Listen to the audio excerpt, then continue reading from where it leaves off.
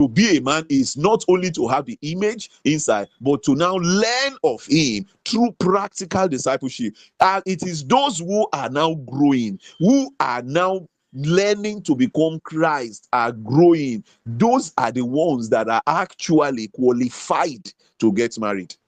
But now that we are married, what is the solution? The solution is now, let us now start it all over. Let us now start to learn Christ. If you are not born again, there is opportunity today to be born again. If you are born again and you have not grown to become a man indeed, a real man in that marriage, because God is looking for a man to make sure that that marriage does not fail, that marriage succeeds and fulfills the purpose of God. He said, I sought for a man, and he's looking for a man in that marriage. And you are saying, I'm here, am I not a human being? God is saying, no, I'm not seeing my image in you. I'm not seeing the likeness of Christ in you.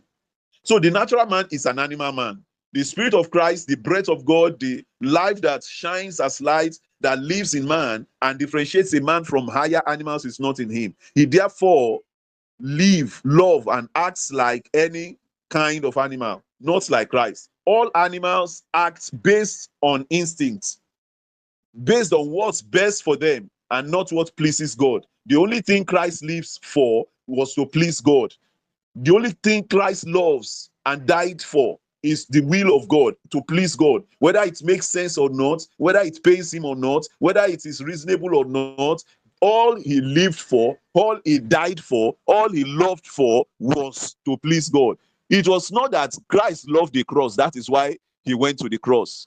He was even praying that maybe the cup can pass over him. It was not pleasant to him, but he did it because that was the will of God. That is a man. So if you now want to be a man, you be in the likeness of Christ to do only the will of God, whether it is painful, whether it is gainful, whether it is you understand it, whether you don't understand it, whether it is what makes you cry, whether it is what makes you laugh, whether it is whatever it is, you know that well, but God, this is what makes you happy. This is what you love. All right, I surrender. I will do it. I will go ahead and do it. That is when you become a man.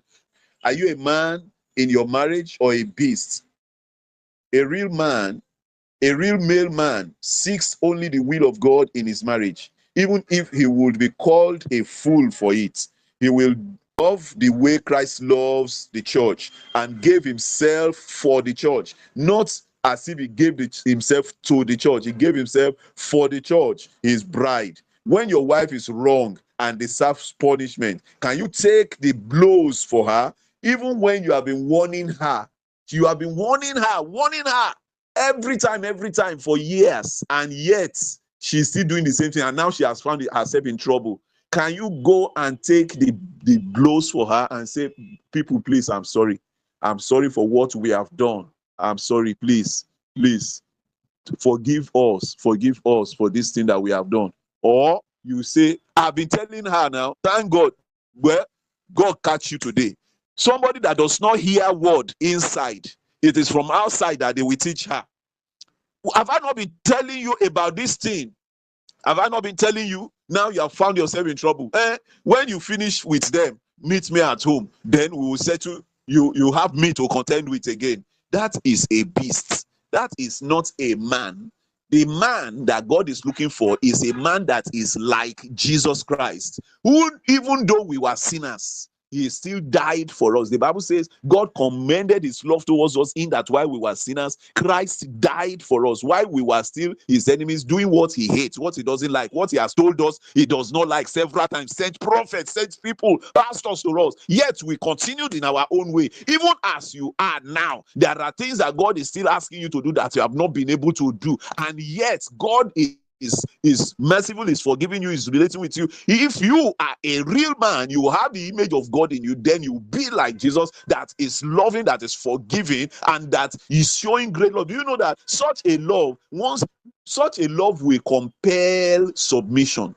When you show such a love that, to the extent that somebody you have been warning, this thing that you are doing, It will have repercussion. Oh, you better stop it. Stop it. I say you should stop it. Stop this thing. And you have taught her the thing that she should not do, that this is why you should not do it. This is how you should do. This is how you should be. And you have been saying it the same thing. She kept repeating it as if she's just stubborn. Now she has found herself in the trouble outside. And then you are going there to take the blows for her. Say, okay, beat me instead. Please, you people should spare my wife. Beat me instead. That is what it means to give yourself for her and to even be ready, if need be, to die for her. That is what Jesus taught us. And that is what it means to be a husband indeed. That is what it means to be a man, a male man. And when you are now doing that, you see that without thinking, the wife submits. The wife submits without even knowing it, without thinking whether she's submitting or she's losing anything to you. That is what God is looking for. Are you a man? A man is someone that has the image of God and that's learning to become like Jesus in the likeness of Jesus. When your wife is wrong and deserves punishment, can you take the blows for her? Can you apologize for the things you have always warned her about and she kept repeating until she has put herself in trouble? That is what generates spontaneous, genuine submission in a wife. They will not even think about it before they submit to you. They will just submit. Brother, your wife is a reflection of who you are, both consciously and unconsciously. They take anything from you, they incubate it, and will never return it to you the same way. They will multiply it and give it back to you. So your own life, I'm talking to you, the male man. If you are really a man, this is what you do. But your wife is a reflection of who you are. You may not know. You may not know. It took me a long time to also know. So if you are seeing something in your wife, take note. Just go and work upon your own self.